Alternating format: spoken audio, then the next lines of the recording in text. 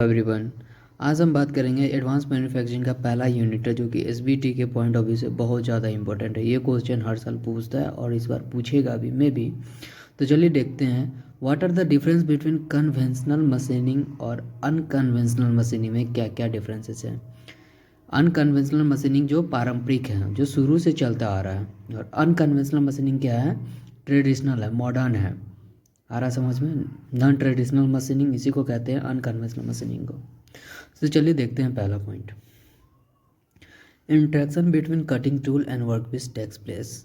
क्या होता था कि वर्कपीस और टूल के बीच में जो एक इंट्रैक्शन होता था वो पहले बहुत ज़्यादा होता था, लेकिन अब क्या हो गया कि अनकन्वेंशनल मशीनिंग में कहीं से कोई भी प्रकार का कोई भी इंट्रैक्शन नहीं होता है। तो पहला पॉइंट वही है, interaction between tool and workpiece does not take place. दूसरा पॉइंट है, अनकन्वेंशनल मशीनिंग में केवल मैकेनिकल एनर्जी ही इन्वॉल्व होते थे, जबकि अनकन्वेंशनल मशीनिंग प्रोसेस में बहुत तरह के एनर्जी इन्वॉल्व होते थे, जैसे mechanical energy, thermal energy, electrical energy, chemical energy, और भी सारे एनर्जी इन्वॉल्व होते थे। कन्वेंशनल मशीनिंग में बात करेंगे, तीसरा point, microchip formation will takes place. क्या होता था, देखिए, किसी भी वर्कपीस का मशीनिंग करते समय उसमें से क्या होता है कि चिप का फॉर्मेशन होता है।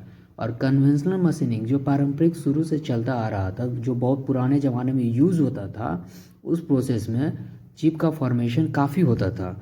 लेकिन अब क्या हो गया कि अनकन्वेंशनल मशीनिंग, ये तो मॉडर्न है, तो इसमें क्या हो गया कि चिप का फॉर्मेशन हुब्बे नहीं करता है, जबकि वर्कपीस का मशीनिंग बहुत अच्छी तरह से हो जाता है, लेकिन चिप का फॉर्मेशन होता ही नहीं है। तो कहता है कि no chip microchip formation will takes place. चौथा point, work hardening will takes place. क्या होता था कि पहले किसी भी प्रोसेस को, किसी भी वर्कपीस के मशीनिंग को या टूल्स इंट्रैक्शन जब हम करवाते थे या फिर किसी भी प्रोसेस करते थे, पहले बहुत ज़्यादा वर्क करना पड़ता था, बहुत ज़्यादा मेहनत करना पड़ता था, तब जाके हमारा वर्कपीस से मशीनिंग होता था। आ रहा समझ में? लेकिन अब क्या होगा कि work hardening does not take place. इसमें तो कोई ज़्यादा मेहनतें नहीं है, क्योंकि अब तो टेक्नोलॉजी साइंस इतना डेवलप कर गया है कि अनकन्वेंशनल मशीनिंग पूरा फिट है हमारे यूज़ के लिए, हमारे प्रोडक्शन रेट को काफ़ी हाई करने के लिए बहुत ज़्यादा फिट है। पांचवा point, tool must be harder than workpiece. पहले क्या होता था कि वर्कपीस से ज़्यादा हार्ड होना चाहिए था टूल, लेकिन अब क्या हो गया है कि अब तो उतना ज़रूरत ही नहीं है, टूल को उतना हार्ड होने की कोई ज़रूरत नहीं है वर्कपीस से। तो कहता है कि tool need not to be harder than workpiece. चलिए 2 पॉइंट और है, उसको भी देख लेते हैं।